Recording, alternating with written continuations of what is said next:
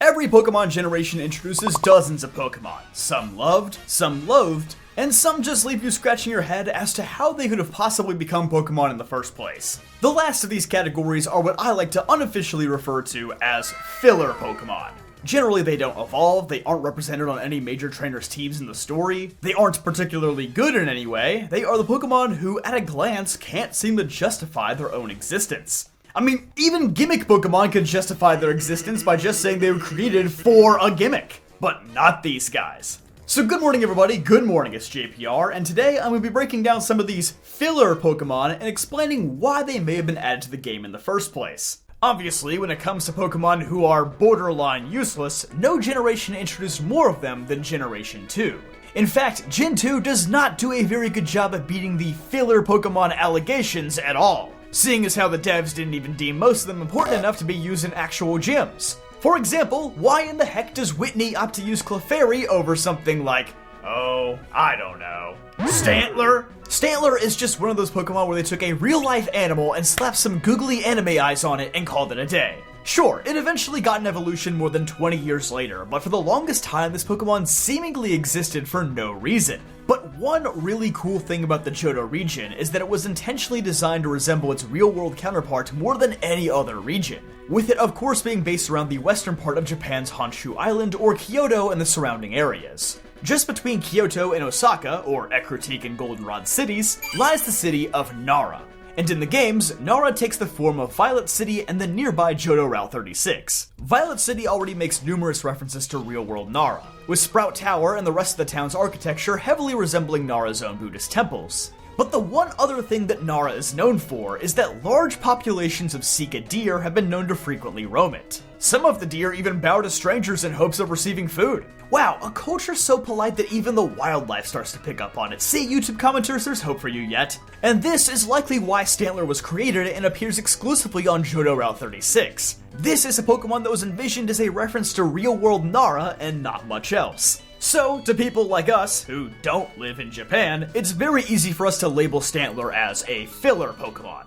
There's even an episode of the Pokemon anime set in early Johto where Brock encounters a baby Stantler in a city and nurses it back to health. Given that this episode happens in proximity to Violet City, I can't help but imagine that this is just another reference to real-world Nara. In a similar vein to Stantler is Farfetch'd, one of the very few Generation 1 Pokemon who seems to lack any real role in the game, aside from just being rare.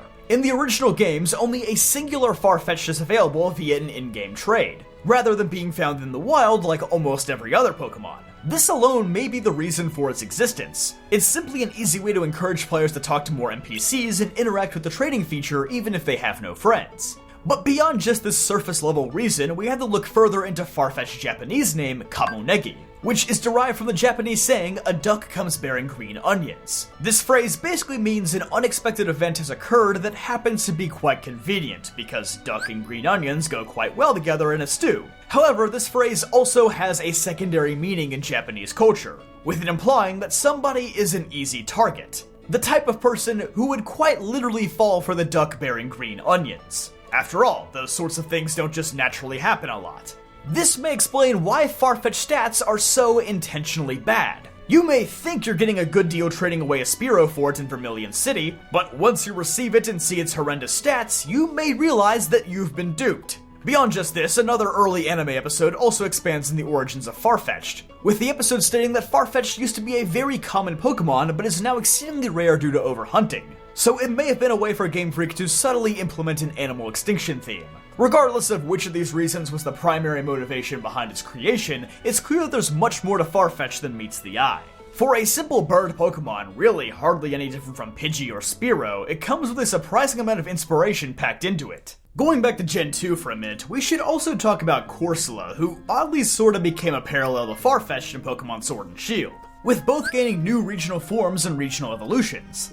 Unlike Stantler, who is explicitly referencing something from the region that Johto is based upon, Corsola is a bit trickier. Japan isn't really known for its coral reefs, although it does have some around the Okinawa Islands. Okinawa is significantly farther away from mainland Japan though, and definitely isn't big enough to get a region of its own in Pokemon, although some of the northern islands are later represented in Hoenn Oceans. So Corsola really does feel like a puzzling inclusion for the Johto region. And truthfully, in Gen 2, it might have been just that, a filler Pokemon. In fact, I'm willing to bet that the only reason it was really made for Gen 2 is just that Gen 2 was severely lacking in rock types. And they were at the point where they think of anything just to add another, since Sudowoodo, Shuckle, Magcargo, and the Larvitar family are the only others. Many Game Freak designers have even confirmed in interviews that some Pokemon are simply created because some types may be underrepresented in a generation. If that weren't the case for Rock in Gen 2, I think they probably would have shelved Corsola for Hoenn instead. This actually did happen with Shellos and Gastrodon, who were conceptualized as Gen 3 Pokemon, but since Hoenn already had so many water types, the designs were temporarily held for Sinnoh. Anyway, returning to Corsola, in Gen 3, Game Freak actually did use Corsola for something, as they are apparently what the homes in Pacific-Log Town are built on. In fact, the only way to catch a Corsola in Hoenn is to fish in the areas surrounding Pacific-Log Town, which I think is really cool actually. Though, oddly enough, Corsola itself may have inspired the creation of Pacific-Log Town. As its Pokemon Silver Dex entry states, in a South Sea nation, the people live in communities that are built on groups of these Pokemon. Now that is a good way to tie your lore together. Obviously, Corsola would gain much more significance in Gen 8 with the introduction of its Galarian counterpart, which is clearly meant to show off the devastating effect that climate change has on coral reefs. So, Corsola may have been a relatively unimportant Pokemon at first, but at least now it's being used to communicate an important message, even if it's dead. But before we leave Gen 2, this generation is home to yet another group of Pokemon that most fans would consider filler, the baby Pokemon. And really, I'd say the main reason these guys exist are just to promote the new breeding mechanic and encourage players to interact with it. Similar to how Farfetch'd encouraged people to use the in-game trade feature.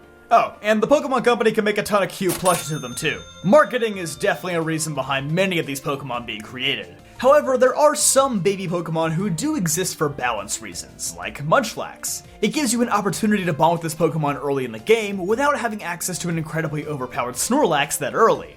It definitely differentiates itself from something like Cleffa or Igglybuff, which were almost certainly made just for marketing material. You could definitely still call some of the baby Pokemon filler Pokemon, but even among them there's quite a few who manage to justify their own existence. Hey, real quick, if you've learned anything new in this video, then definitely make sure to subscribe. I would really appreciate it and you'll never miss a new video. Moving into Generation 3, there is one particularly odd Pokemon that sticks out that I think a lot of fans would consider filler, Mawile. Like Corsola, I'm willing to bet that one of the main reasons why Mawile was specifically introduced in Gen 3 was just to flesh out the selection of Steel-type Pokemon, which were still relatively new at the time. But even knowing that, Mawile is not used by the Steel-type champion Steven Stone, nor is it represented by any other important trainer throughout the game. So to understand why Mawile is so scarce, first we must understand its origins. Mawile is one of many Pokemon that, instead of being based on real-life animals, is based on Japanese monsters known as yokai. Of all generations, Gen 3 in particular appears to have the most Pokemon who are based on yokai rather than real animals. In Japanese tales, some yokai notably take the form of humans with some sort of odd quirk, such as the Futakuchi Onna, a woman with a second mouth in the back of her head who would use her hair as tendrils to feed herself. Basically, this yokai would deceive people by disguising itself as an innocent woman with a small appetite, only for her second head to devour all the food in the village. This is likely why Mawile is known as the Deceiver Pokemon in the Pokedex. As for Mawile's pitiful stats, unfortunately this was likely done just because it's a counterpart to Sableye, another Pokemon inspired by abstract fiction, with its origin coming from the stories of the Hobsonville Goblins, which are very popular in Japan. If you're unfamiliar with the story, basically a group of goblin-like aliens attacked a farm in Kentucky in the 50s, and even after a 4-hour gunfight, none of them were injured. And the Japanese people just thought, whoa, that sounds wrong. And so, Sableye, the first Pokemon with no weaknesses, was likely conceptualized around this story. And obviously, as the first Pokemon with no weaknesses, Game Freak was careful to create a Pokemon with rather underwhelming stats. So, Mawile was just a victim of being tied to it as a version exclusive. With both of these Pokemon being inspired by cryptid folktales, this may also explain why both of them are exclusively found in the relatively untouched and dark Granite Cave, the perfect hiding ground for Pokemon with mythological inspirations. You know, as Pokemon has gotten older and more designs have been used up, the newer designs have naturally become more complex to differentiate these Pokemon from the old ones. Gone are the days of Pokemon just being simple adaptations of real-life animals, or eggs, or rocks. Now everything has to have a deeper inspiration behind it. But then we arrive at Flamigo, a Pokemon who hilariously seems to just be a flamingo. one with a base stat total of 500 no less. But of all the Gen 9 Pokemon, Flamigo definitely feels the most out of place. How in the world did a Pokemon this simplistic get greenlit in the year 2022? Is he a paradox Pokemon who time traveled from Gen 1 to the modern day? Well, for starters, let's get the obvious out of the way. Flamingos actually do inhabit Andalusia, the southern region of Spain, which fittingly enough is the same location where you find Flamigo in Scarlet and Violet. So, points for geographical accuracy at least. But also, Game Freak seems to think that goblins from Kentucky would live in the Hoenn region, so that can't be the only reason behind its existence. Maybe it's because flamenco dancing is also culturally significant to Andalusia, Spain. And while this is probably the primary reason for including a flamingo Pokemon in a Spanish game, it still doesn't explain why Flamigo is so terribly plain looking.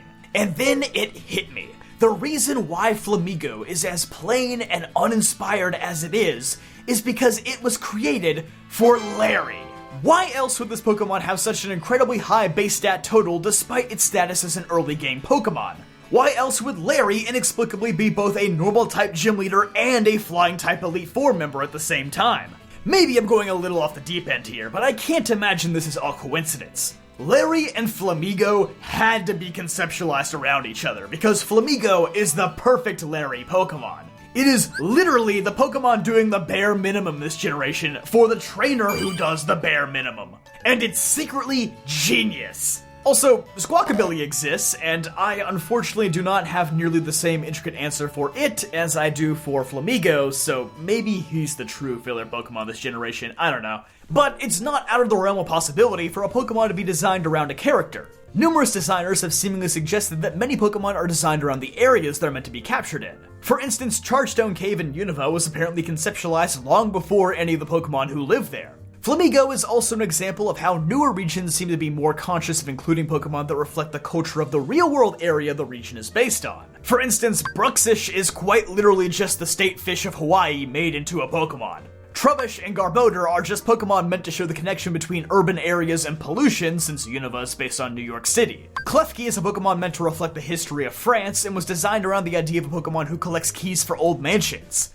Unfortunately, many of these Pokemon are simply viewed as evidence of the idea well drying up, which, hey, I get it, not every Pokemon is a masterpiece of themes coalescing into one brilliant design, but I would say most of them still do exist for a reason.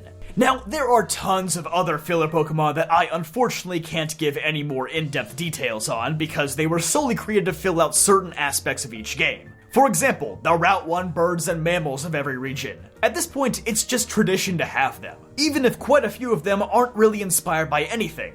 These are probably the closest things we have to true filler Pokemon, but they do kinda get off the hook for keeping up a long-standing tradition. Same goes for a category that we don't usually give a lot of thought to, fish Pokemon. Pokemon artist and designer Ken Sugimori has stated that fish Pokemon are often some of the last ones added into each game when they realize they forgot to make a generic fish. For instance, he stated that Basculin was a last-minute addition to Pokemon Black and White to replace Magikarp as the widespread fish Pokemon for the region. A similar reason was given for the creation of Finneon and Lumineon in Gen 4. Sugimori also stated that the only reason why Stunfisk was created in Gen 5 was simply because they wanted to make the flattest Pokemon possible. Literally, no other reason was given. I guess even Game Freak could not resist the sweet allure of selling a butt cushion of Stunfisk as official merch. I know I'm giving a lot of Gen 5 examples right now, and that's just because it's the last gen that we have a significant amount of translated Sugimori interviews from, in case you're wondering. Many of these interviews were translated by the great Dr. Lava, so be sure to check him out if you want to learn more. Unfortunately, we still lack official explanations behind most Pokemon's existence, so the best we can do in most cases is just speculate. But I thought that by highlighting a few of the less significant Pokemon, we could come to understand why they exist. Maybe some are for type balancing, some are for abstract lore, a small reference to real life, to complement a certain character, or maybe just to sell more plushies. Almost every Pokemon has a reason for existing, it's just a matter of digging for that reason sometimes. Anyway, that's gonna do it from me. Be sure to like this video if you enjoyed, subscribe for more videos just like this one, and I'll see you guys next time.